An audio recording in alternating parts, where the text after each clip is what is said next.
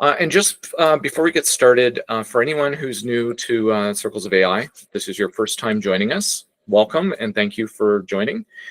So Circles of AI is a community for non-technical business leaders who want to learn about AI and understand how they can incorporate it into their business or their organization to help with scaling up your team's impact as well as your operations and your processes. And so today's session is going to be focused around decision making and how to use AI as a strategic advisor. Okay. All right, so we're going to explore how to leverage these tools to unlock the power of putting it into a persona that can be an expert in any area you want. So the value of these tools is they've been trained on the world's knowledge. So they've got an understanding of the best practices across all sorts of different fields.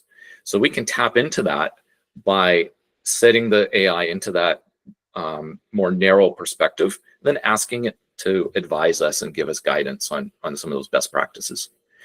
So today we're gonna, I've created 3 scenarios that we can walk through, and depending on how deep we go, we may not get through all of them, but in the slide deck, there are prompts and data that you can go and try yourself if you want to go and do a deeper exploration.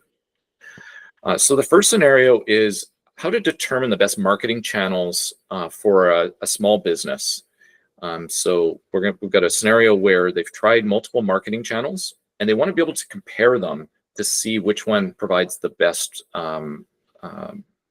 number of leads that are generated and most cost-effective acquisition of customers.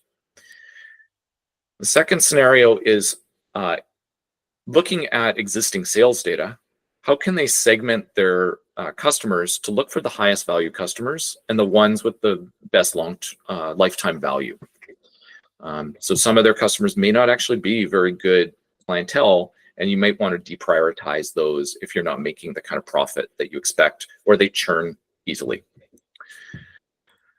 And then the third scenario is around using these tools to help us build a forecast for cash flow and revenue, in particular because this business is kind of operating at a break-even point.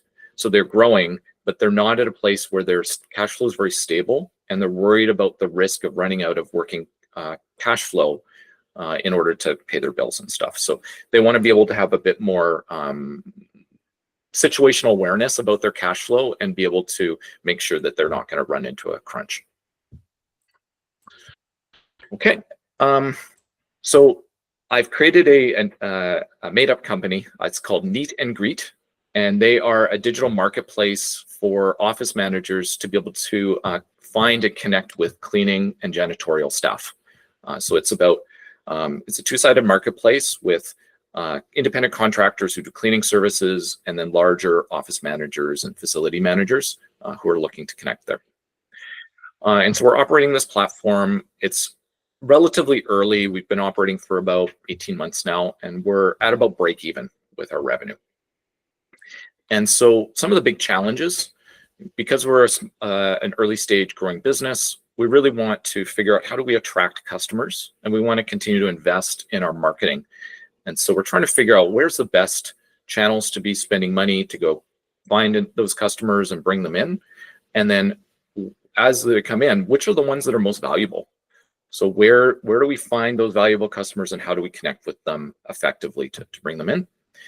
And then while doing that, how do we make sure that we're not overspending on attracting customers without having the revenue to support, where we'll run into a cash crunch?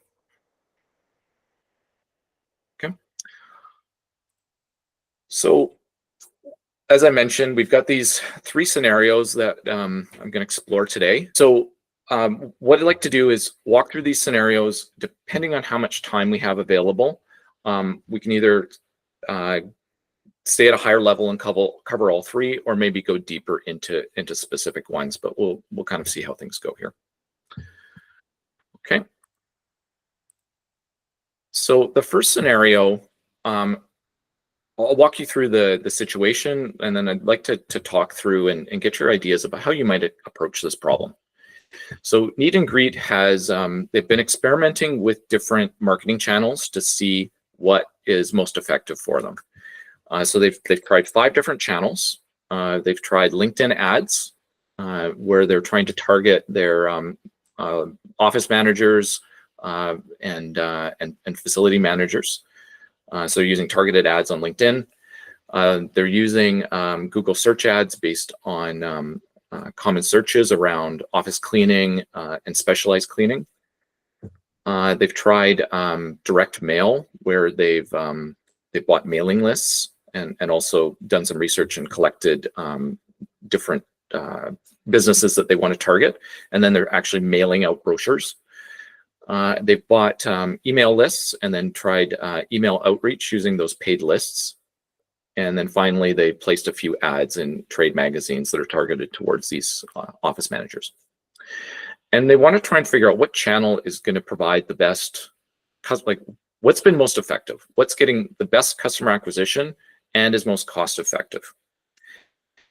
And so I'd like to pose this question to all of you, is, with your business or your organization, what have you, first of all, has anyone experienced this for their, within their organization? Have you had to deal with like how to assess your marketing campaigns?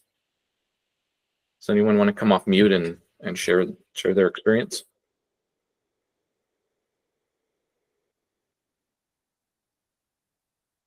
No one's done marketing? I don't know if someone else is speaking. Yeah, go ahead. Yeah, and actually we were also doing other channels as well. And at the end, we hired a third-party company, and the third-party company was doing the tracking for the customer journey, acquisition, and the entire journey. And at the end, we were able to measure cost per lead, cost per sale, and everything. But it was a third-party company that we need to hire, and was quite expensive. Okay. And did you find that they were able to give you the information you needed to decide which channels were most effective? Yes.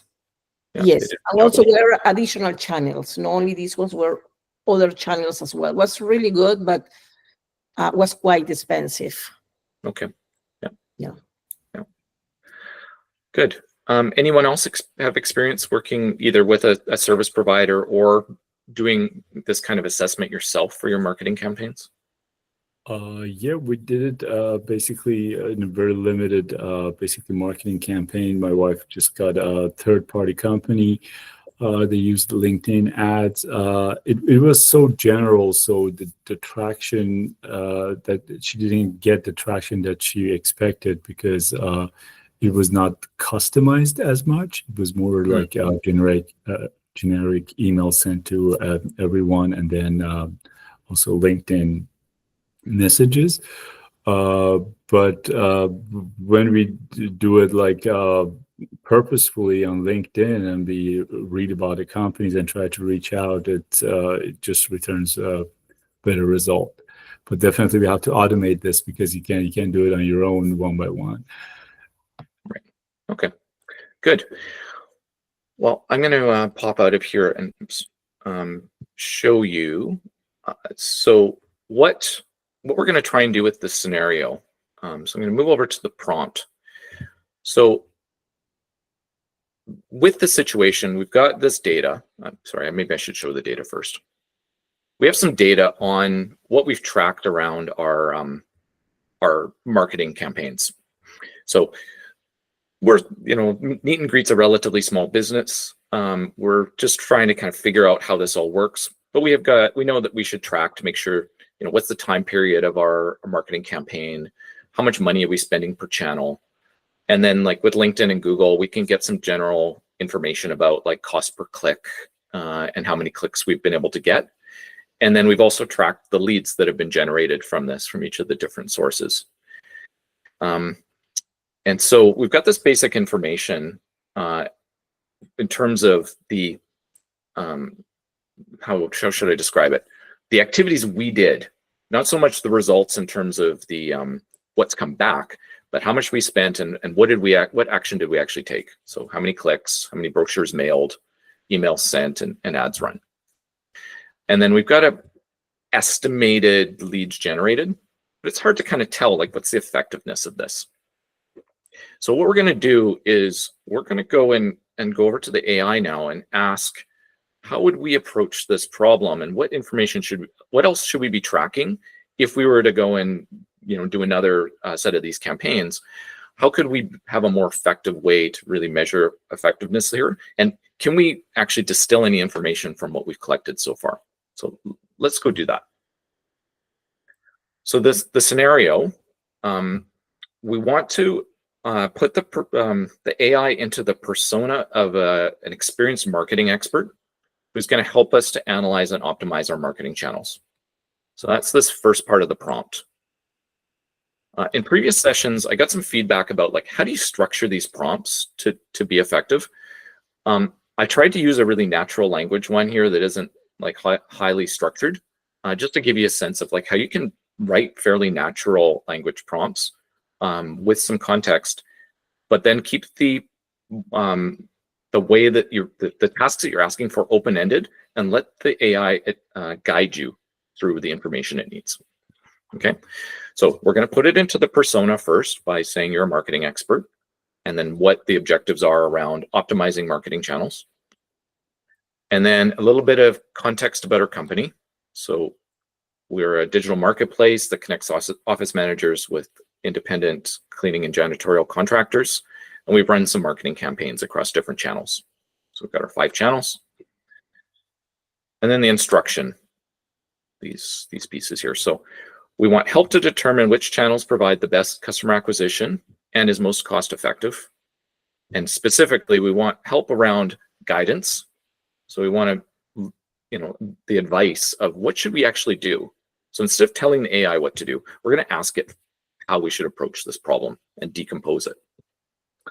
And then we're also going to ask it to identify the information it needs. So again, we put it into the persona of an expert.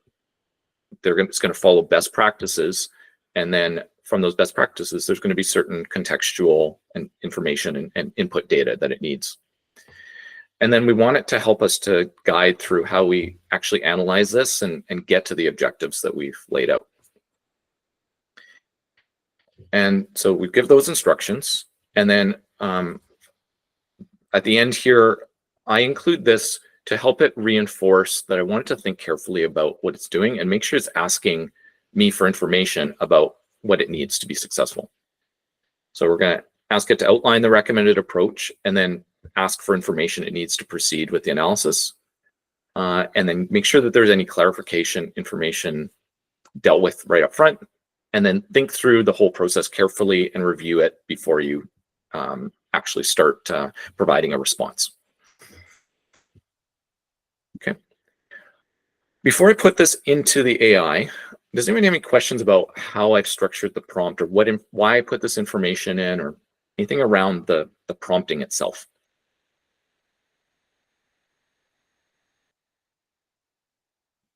Is it clear, like the breakdown of, yeah, okay, thank you, Clara. Armin, you came off mute there. Did you have something? Yes. Just how did you prioritize basically the approach to the prompt?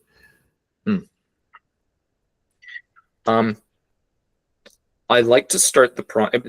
The order doesn't necessarily really matter.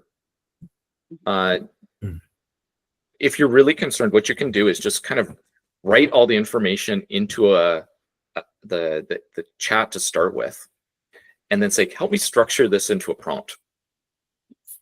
So sometimes I'll do that. I'll just kind of brain dump what it is I want to do, and then say, can you restructure this so that the prompt is clear that I can go to the next stage?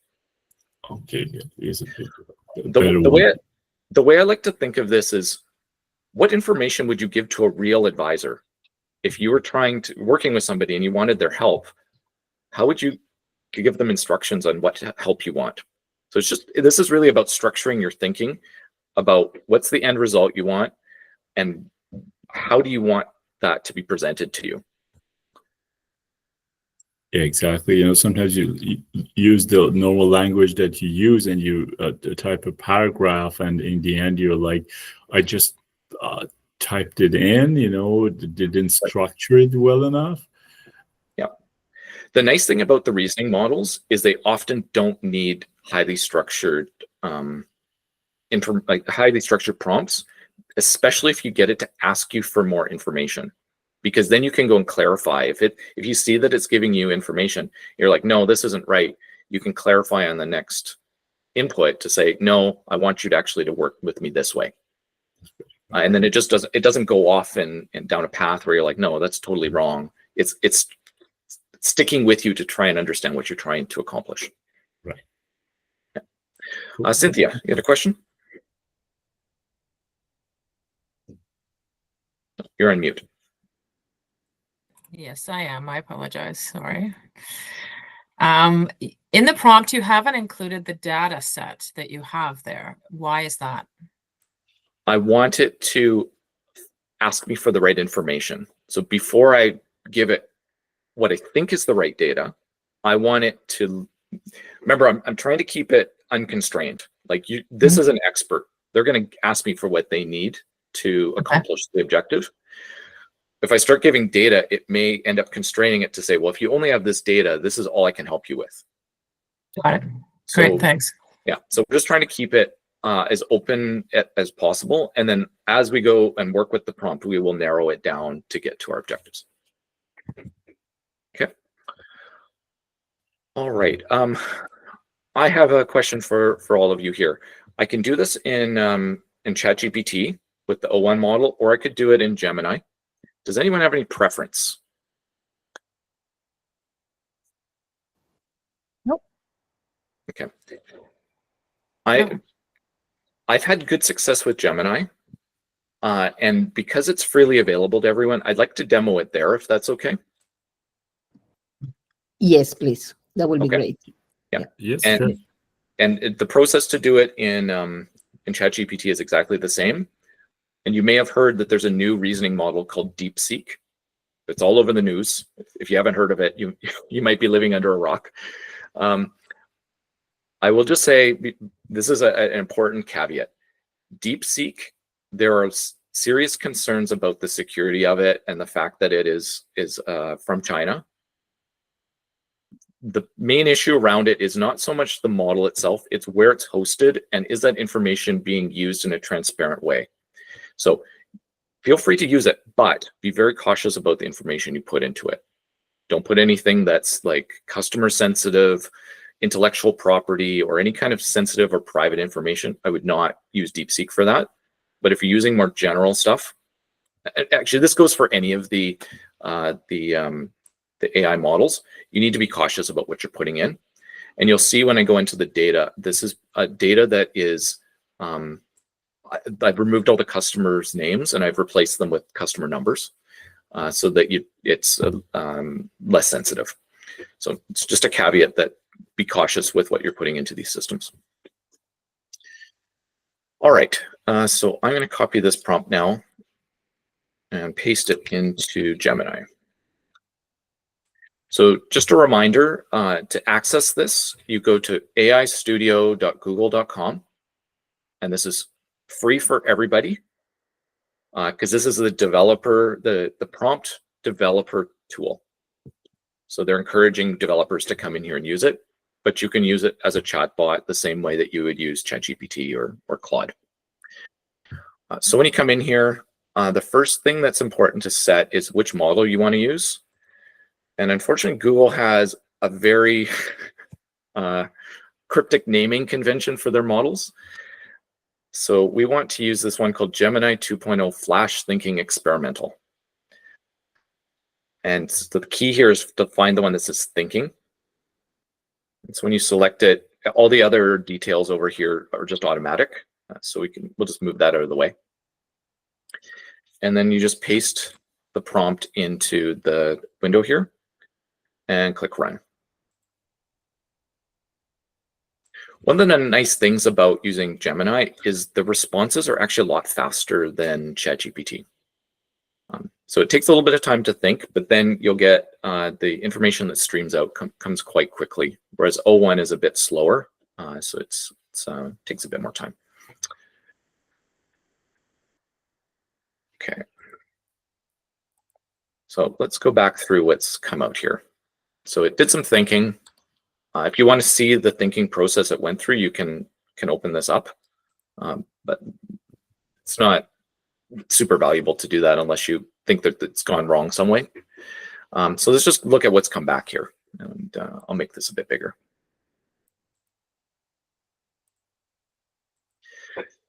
Okay, so first thing it says is it come back with a recommended approach and what we should do. So if we were to start, like, this is the ideal kind of best practice. The first thing we would do is define customer acquisition. What does that actually mean? Is it just somebody who's registered on the platform? Does it mean they've requested a quote, or have they actually booked and completed a service? So making sure that you define that well is going to be an important matter for connecting all the pieces together. So we're going to use acquisition as a customer that is had a contact with our sales team, so they booked a call or something like that. We want to be able to establish attribution. So from the marketing channel, we want to see where leads are generated, and then if they turn into a customer, we want to be able to take that customer and connect them back to which channel they came from on the marketing side. We want to have key performance indicators for each channel. So I'm not going to go through all these in detail, but this is kind of best practice for digital marketing and being able to measure the effectiveness of your campaigns. So walks us through all of that. What we were looking for now is how do we move forward? So what it needs, so this is what's interesting, is that it will say, to move forward with this analysis, I need the following information for each of the channels. So Cynthia, this is where we're going to get into putting the data into the system. So ideally, it wants the total spend for each campaign, how many how many customers were acquired, number of leads generated, how long we ran the campaigns for, and then also we need to define what is an acquired customer. And then if we have an attribution model to connect the marketing campaign with customers, include that as well. Okay, so I don't have all that. You know, I'm the owner of Neet and Greet. I've got some basic information. So I'm not going to worry too much about trying to find exactly what we have here. I'm going to try and give it what I got and say, here's what I got. How does it fit? Okay, so going back to the scenario data, as I mentioned, I've got the channels, the duration we ran the campaign for, and how much we spent per channel, and then the information about what was actually done for each campaign and how many leads we generated. So let's paste this over there. And one thing I do is when I'm pulling data out of a spreadsheet, you can just copy and paste it in here. It doesn't matter about formatting. The tool's able to figure out how the data fits together.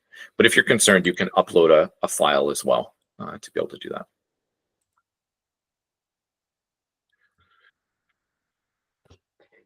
So notice I didn't give it any instructions. I just said, here's my data. So let's see what it comes back with. Okay, so it says, good, we've got information about the campaigns and the spending, the clicks, and the other things, and how that's resulted in leads. So we're going to be able to start to calculate a little bit of information about the campaign. So we've got like how many leads, how much spend per lead from each of these. So we can see Google Ads had the lowest cost, and the Trade Magazine had the most. So it kind of lays it out that way to say, okay, here's the assessment, but leads generated is not really an effective measure of an advertising campaign. You actually want to land paying customers. So what else do we need? We need customers acquired by channel. We need to define the customer acquisition and then connect it to sales. So in this next part of the scenario, I am using educated guesses on the customers acquired by channel. Okay. So I'm going to give this information and tell the AI that this is guessed data and see what it suggests, and then how we might be able to move forward for future campaigns. Okay, so I don't have actual measured acquired customer data per campaign, but I have some educated guesses. Use this and provide guidance on how to proceed. Oops.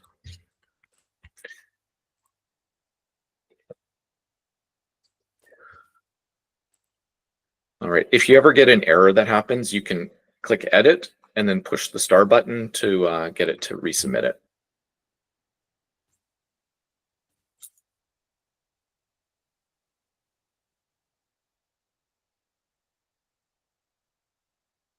Okay, so it's taken those guesstimates on the customers acquired and added those in.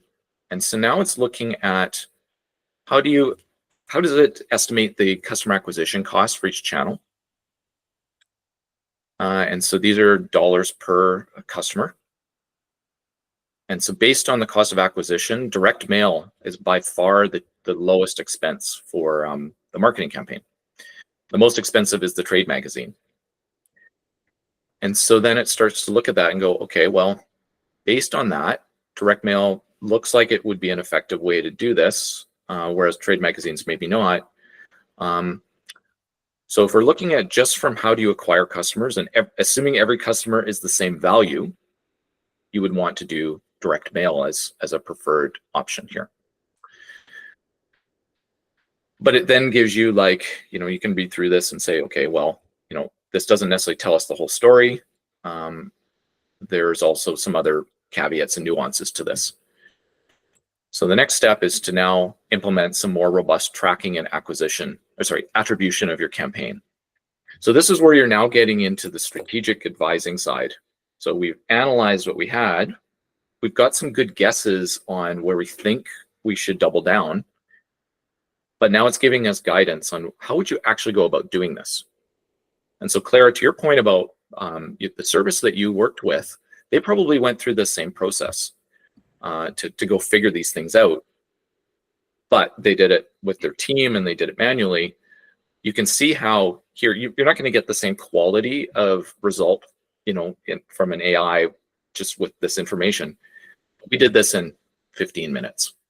So this is a place where you can kind of get a quick sanity check on what's going on, and then be able to help that, where you maybe then go talk to experts in either within your organization or external services. Yeah, Claire, go ahead. I was doing kind of the same manually in an Excel document. Mm-hmm. This company went to one more step.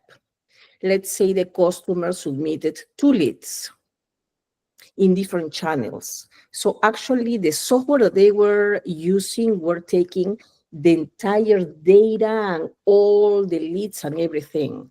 So then we were able to say how we wanted to make customer attribution. Because sometimes the customer submitted only 1 lead through the website, and sometimes the customer, I don't know why, they did it in different channels. Mm-hmm. So that was also very cool, that the tool was able to make different kinds of attributions and give us a more realistic number and see really which channel, but was so expensive. So yeah. So this is super cool. Yeah. Super nice.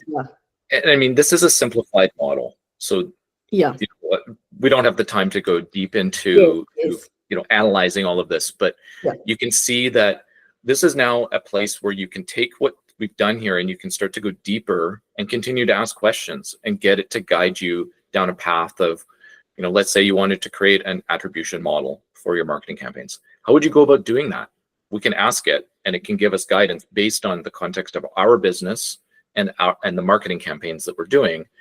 And then it has the context to be able to then direct you to best practice. Yes. Any other questions on this one? I think it's that if there aren't questions, I'd like to move on to the next one, but let's pause for any other questions or comments.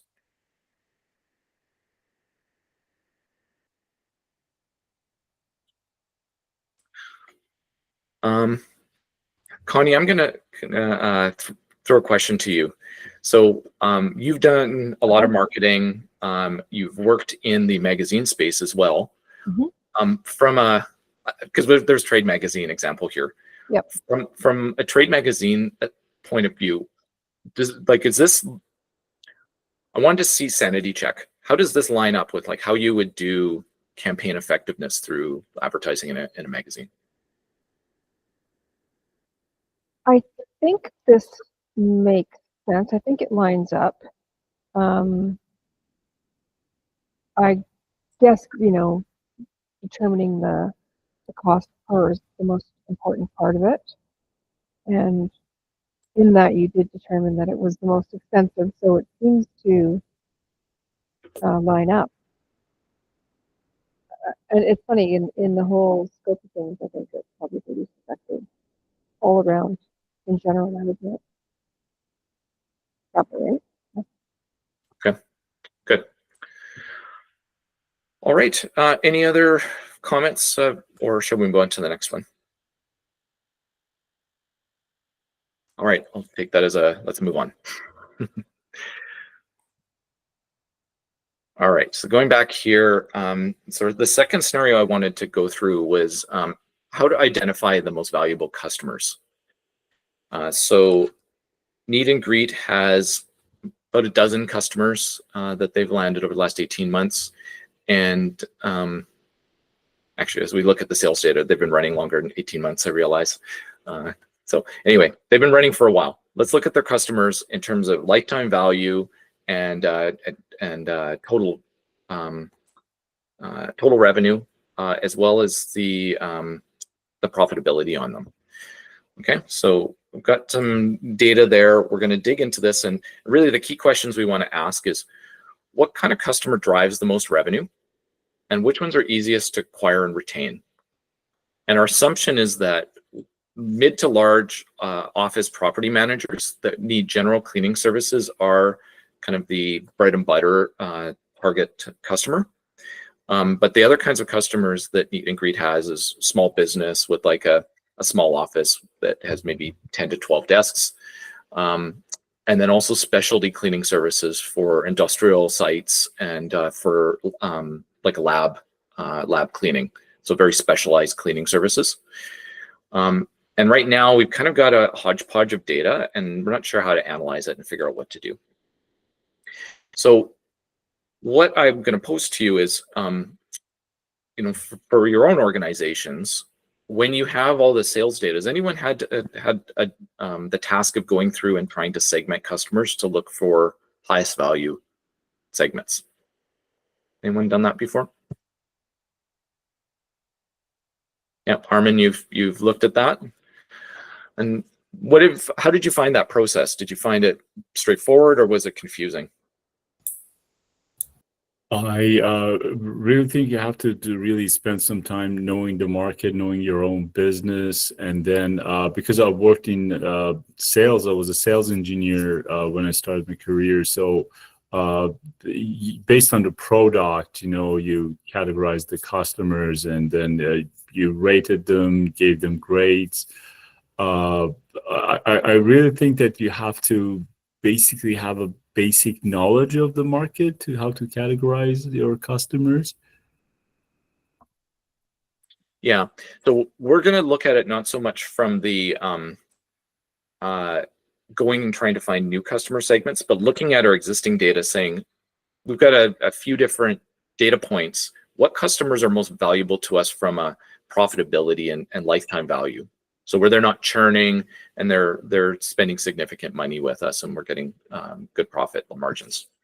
So little bit different focus, but definitely aligned, because we're going to take that data and then go create an ideal customer profile to go find a bunch more customers like that, because those are the ones that drive our business results. Okay.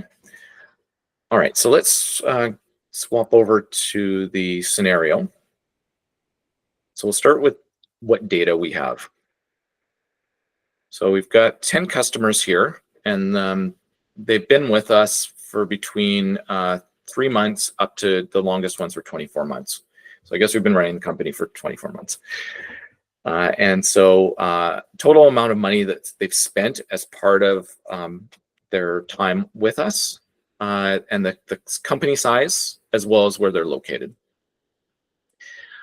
And in a separate database, we have a different table of information, which is more on the operations side, about how many service requests the customers have come in with, their satisfaction scores out of 5 for how good the quality of the services are, and then our cost to pay the contractors for their work. Because remember, this is a platform where Neet and Greet is a middle market connector, and so it makes money off of the difference between the revenue from office managers and the cost of the contractors. And then finally, what type of cleaning services are being offered to those customers. Okay, so lots of kind of messy data here. It's not super clear how to connect it together and understand how to segment these to pull out the best types of customers. So let's go into our scenario. And again, I'll go through the prompt first. So in this scenario, we're going to look at, oops. Yes, Clara, a question? Hi, could you go again to your Excel document Oh, yes. or Google Sheet? I don't know if when you do this kind of analysis, do you also check frequency of the customer? In terms of like how often they're requesting service? Yes, or when was the last time the customer went to our store or ordered a product or something like that?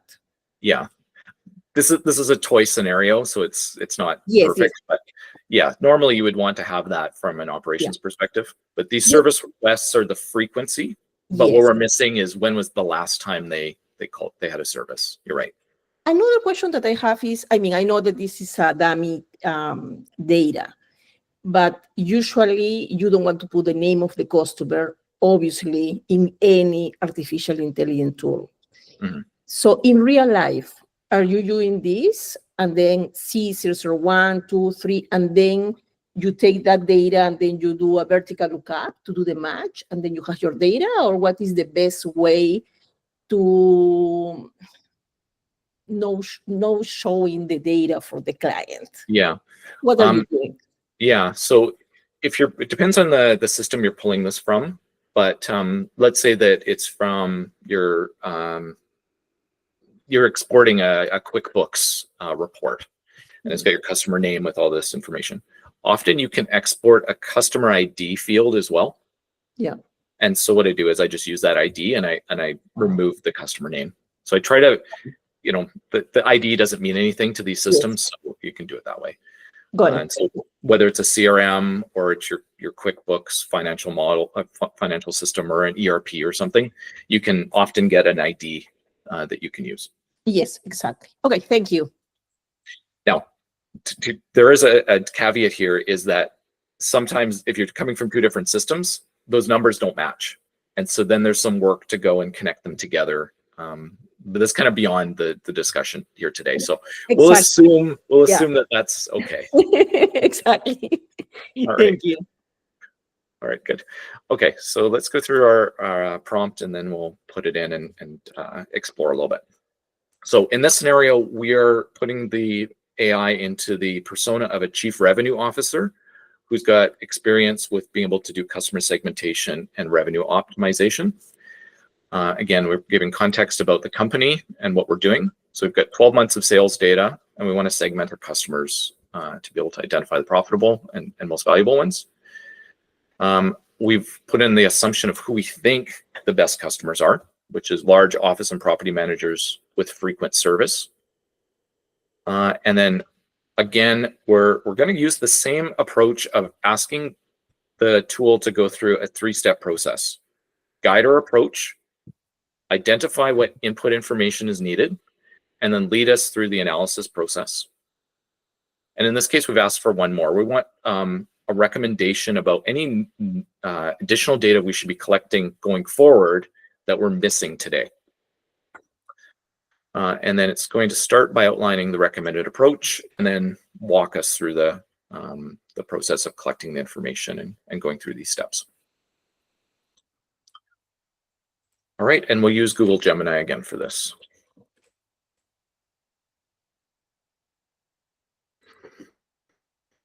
Okay, so I'll start a new conversation with the thinking model. All right, I've just copied and pasted that full prompt.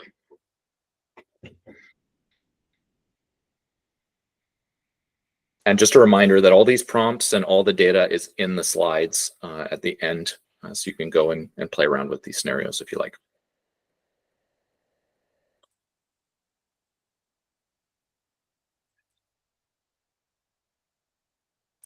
Ugh. If anyone knows anyone at Google that does the user experience, I don't like that these things pop up after it does the search. All right. So first thing we want to do is interesting. First thing is just define our objectives.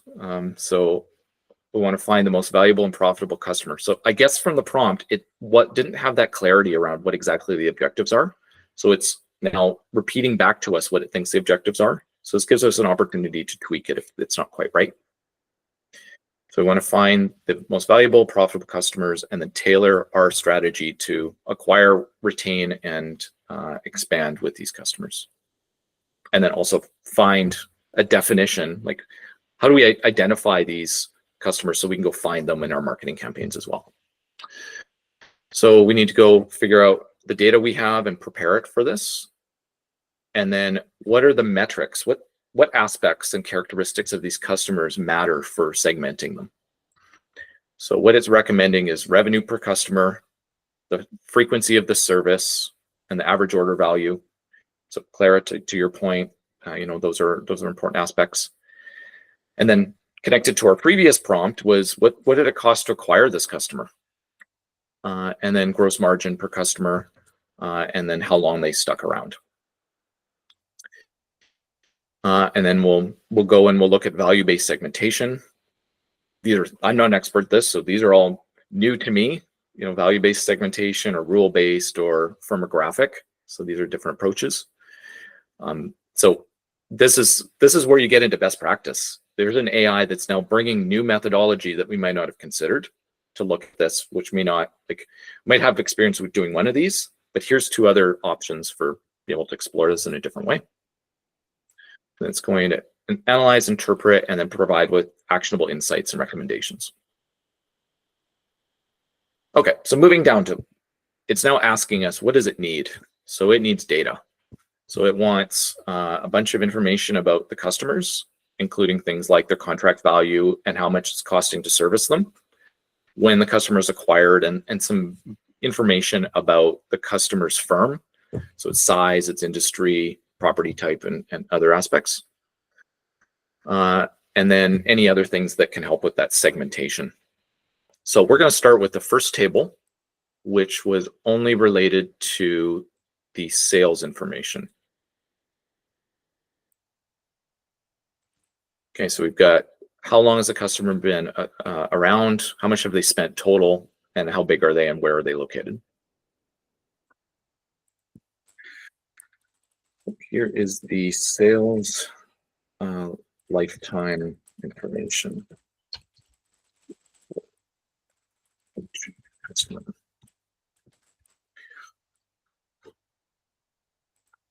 Okay, so it's amazing how many things can go wrong when you're demoing. All right, so I've given it the sales information for the lifetime duration of these customers. And let's see what it comes back with. Okay, so it said, okay, we've got some starting information. Let's see what we can get from that. So it's got, tells us what's good about the data, what's missing. So things like profitability and company size. and then no information about the specific transactions. So it's just bundled all of the sales data into one number instead of saying how much are they spending each time they make a sale, or sorry, make a transaction.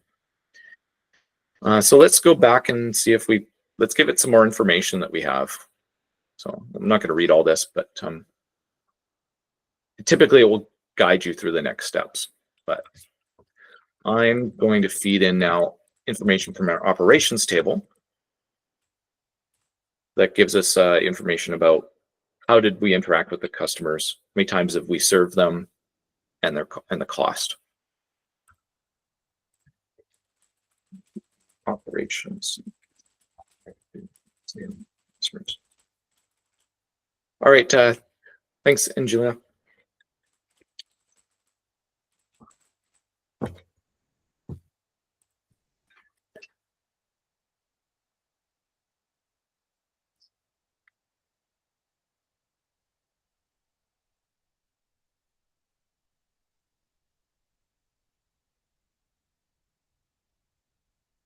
Okay, so this was the missing information it needed. It's now able to take that and further refine things and merge these things together. So it gives us that merged view, and then is analyzing it as the customer ID. So again, Clara, this is where you've got to make sure that your data lines up if you're submitting different data sets. And so now it's starting to look at the profitability and some of the behavioral metrics. And so I'm just going to scroll right down to the bottom line just for the sake of time here. At the bottom here, it is saying, based on the data that's been provided, we're able to aim for a 40% gross margin in this business. The high profit segments, there's specific customers that it's called out. So there's 5 of them that are the ideal customer. So they're high profit general office cleaning and industrial deep cleaning. And so these are the ones to retain.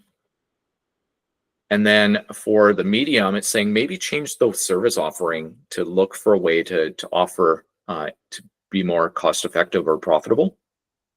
And then decide, do we actually want the low profit segments? Some of those should be deprioritized. And so our marketing should be focused away from those towards those the high and medium profit segments. It also is recommended to specialize, to focus more on specialized lab cleanup and industrial deep cleaning rather than general office cleaning for higher profit margins. And then some suggestions about satisfaction, so to follow up and stuff. So we now have like a roadmap of like, what should we do next? So now we've got some guidance that can be helpful to go deeper into this and look at places to improve either operations, improve our marketing focus, and other stuff there. Okay, I'll pause there. We've got about 5 minutes left, so if there's any questions here, I'm happy to take questions, and then I'd like just maybe 2 minutes to wrap up everything at the end. I think it's been great. Thanks, James. Yeah, thanks, Connie. Prashant, you've been working on your business and this kind of stuff. Any thoughts from you on what you've seen so far from the way this demo's gone? Hi, James. Can you hear me? Yep. Okay, sorry. I'm in the train right now, and apologies I was late to the call because I've been running between meetings. I'll try to answer the question quickly. So we are seeing there are a bunch of different tools and products out there. I guess it might not answer the question directly, but in a way that what we are saying is different types of combinations and different types of permutations being added to different tools give you a certain result. There is, at least in our experience, experimenting with tools in the last 6 months or more, there hasn't been one consistent way, if that makes sense. So, for example, very recently, Notebook LLM, is giving us a different set of data in comparison to the newer Sonar data that came out of Perplexity. And then when you compared that with Claude and compared that with our prior data versions from GPT, they all seem to have a fair bit of inconsistency, which people love to call as hallucinations. So I think what I am saying is that depends upon which tool you are using for which purpose, and depending upon what query you are asking them an expected outcome, your results will vary. So we are still unsure, at least in our experimentation, which one is the one. There is, of course, comparisons being made with DeepSeek right now, and that's a completely different rabbit hole to go down under.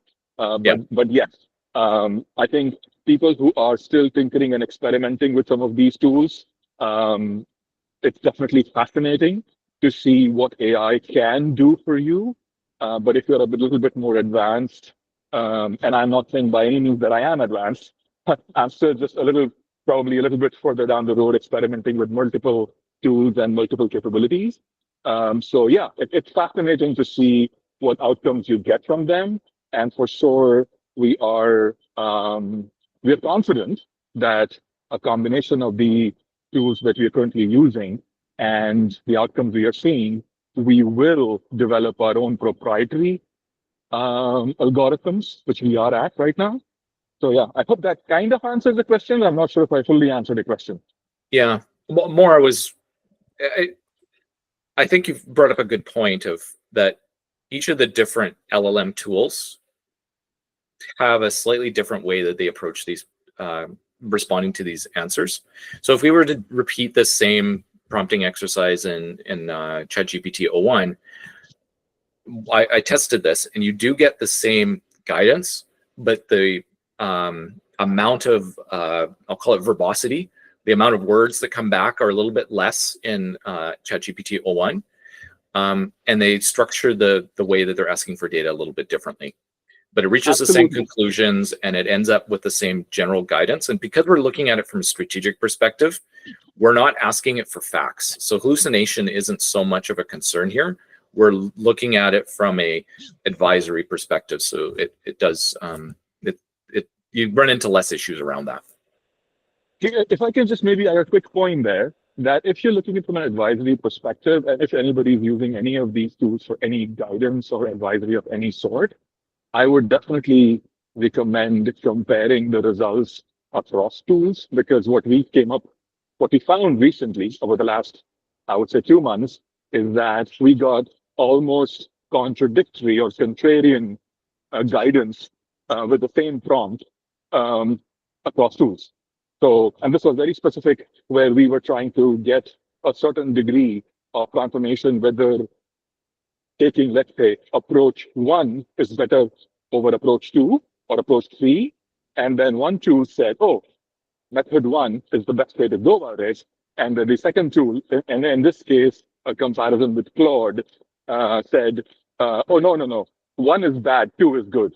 So I'm just throwing it out there that if you are using, or anyone is using multiple tools for any sort of guidance or advisory, please definitely sort of cross-check and validate your responses across tools, because it's very much possible that the outcomes would vary. Yeah, thank you. Sorry, I'm going to have to cut you off so we can wrap up on time here. So just wanted to, the key takeaways from today's session are that AI tools, you can change the way that you interact with them. And I find that rather than tasking them and telling them what to do for you, if you ask them and use them as advisor, you can get much more valuable guidance rather than a more narrow tasking. So using it for different types of purposes can be really valuable. And so rather than tell, I like to ask AI how to approach problems and help me break it down to achieve my objectives. You can use it to test your assumptions and reveal some hidden insights from the data that you're providing. And I like to work with it as a consultant. So would I trust a consultant straight up without questioning anything? Of course not. And to Prashant's point, you have to do the same thing with the AI tools and seek out multiple opinions. But this is a lot cheaper than going out and hiring a consultant. So take it with a grain of salt and use it as part of your overall decision making. And these perform better. The more context you have, the better recommendations you get. And ultimately, this is not a replacement for decision making. You don't delegate and hand this off to AI. It's part of human decision making. So thank you all for your attending the session today. I appreciate your time that you give each week. If anybody has any questions, I'm happy to stick around for a couple minutes after the session. Thanks, Jane. All right. Thanks. Take care. Thanks. Take care. Okay. Have a great weekend. Bye. Thanks a lot. Have a great weekend, James. Cheers. Thanks, James. Bye. Right, Thank bye-bye. you so much. Bye-bye.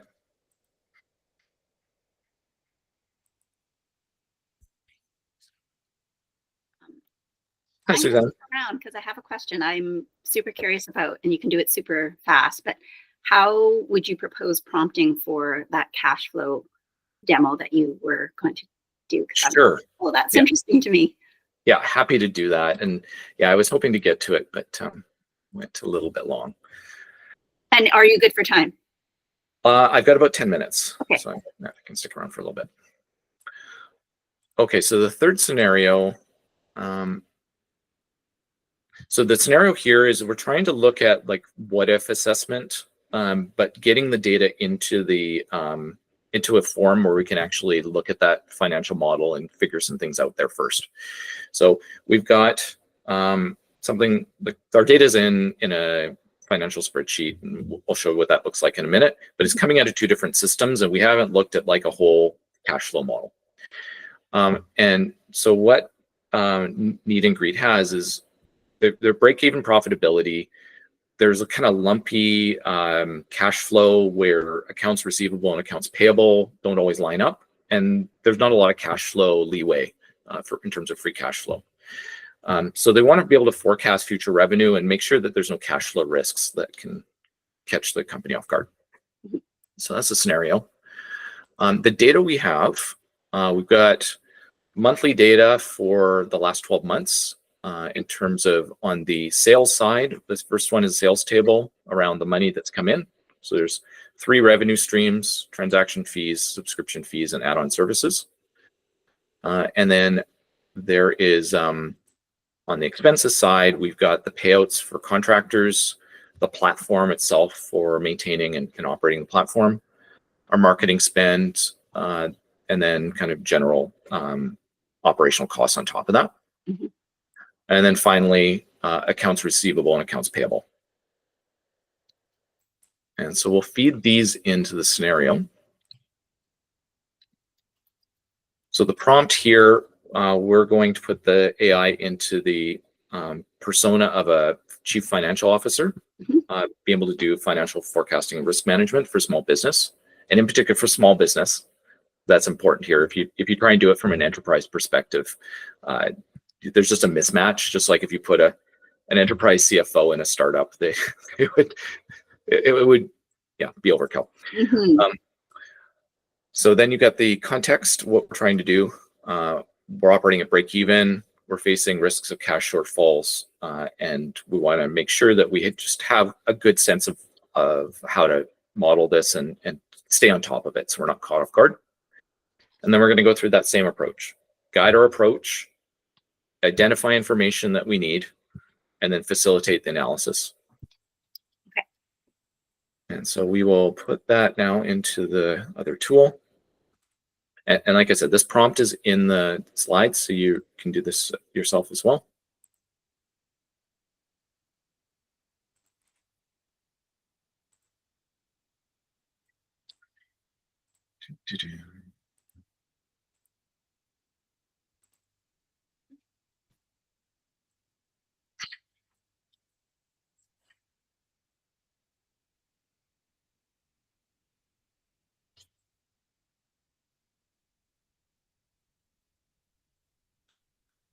Okay.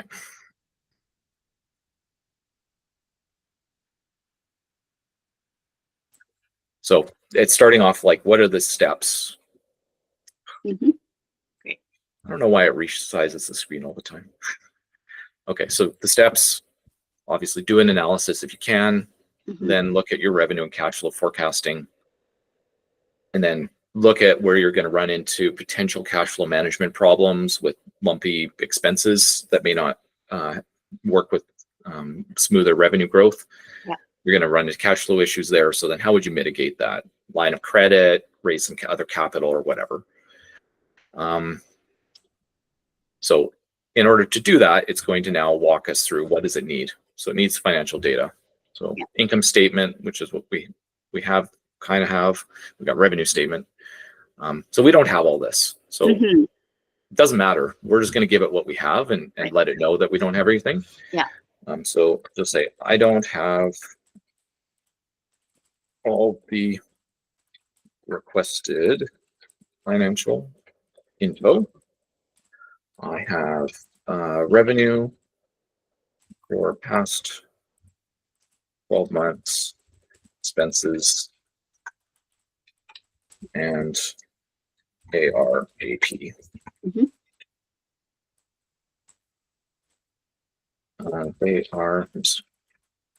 They are included below. And now I'm going to just label the tables and put them in. So we got revenue.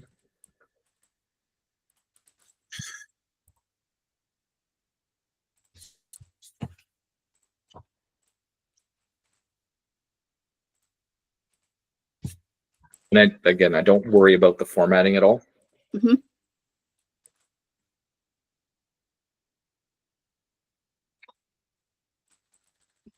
I should just warn you, if you put this information in, ideally don't identify the company.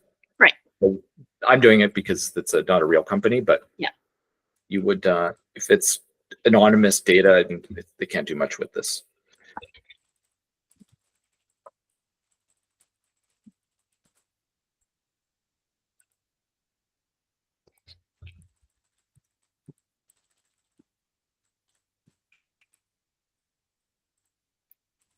And is there a limit on the amount of data that Gemini will absorb and kind of say, wait, you just dumped a whole bunch of financial statements and that's too much for me to process? Like, so this thinking model can handle 1 million tokens. Okay.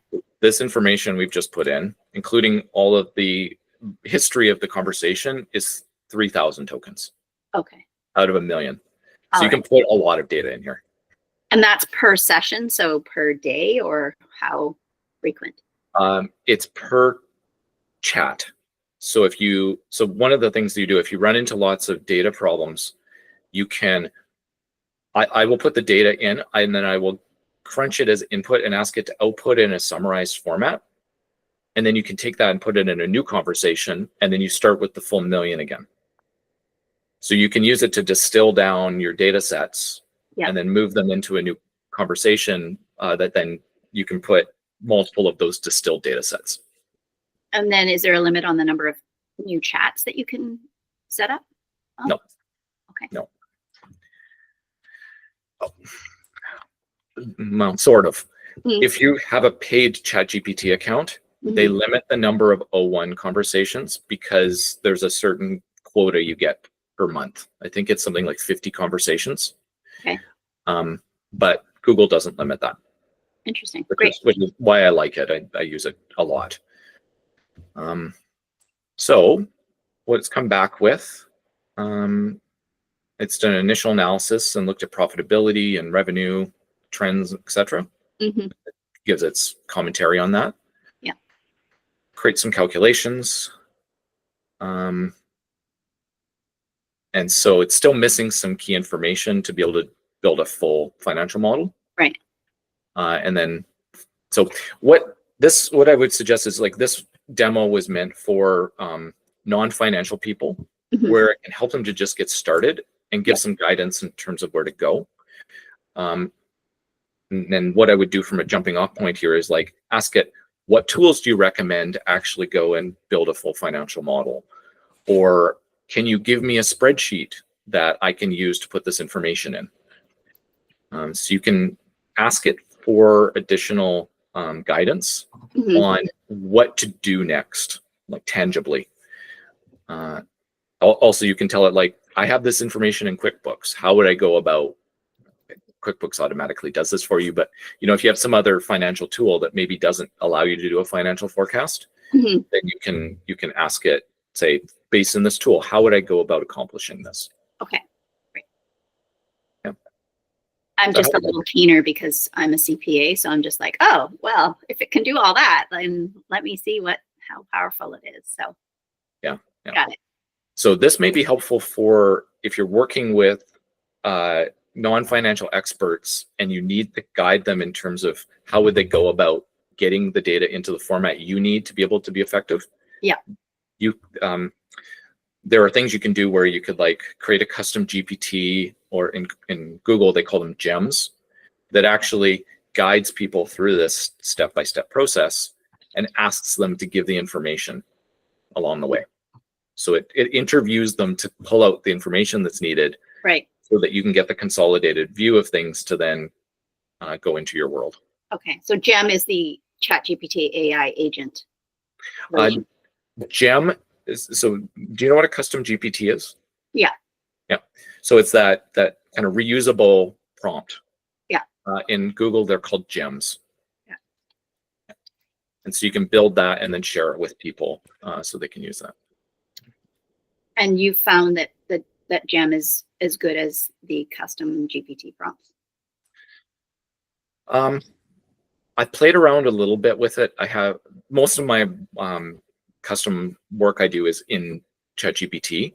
Mm-hmm. So the gems are, I just recently had access to Gemini added to my Google Workspace. Mm-hmm. So I'm just starting to experiment with it and see how it works.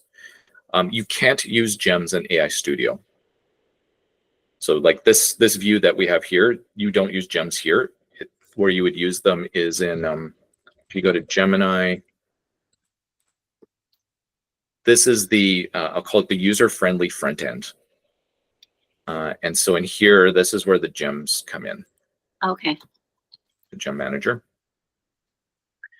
And so with a corporate account, we'll call corporate account, enterprise account or business account, then you can use that and be able to share it with your team. Okay. So I can't say definitively if they're as good as the custom GPTs, but they have the same function of reusable prompts that you can share. Great. Awesome. Thank you. And I will reply to your email to book time with you because you wanted to ask me about my survey. Sure. That would be great. Okay. Yeah. Thanks, All right. James. Thanks, Suzanne. Okay. Bye. Take care. Bye.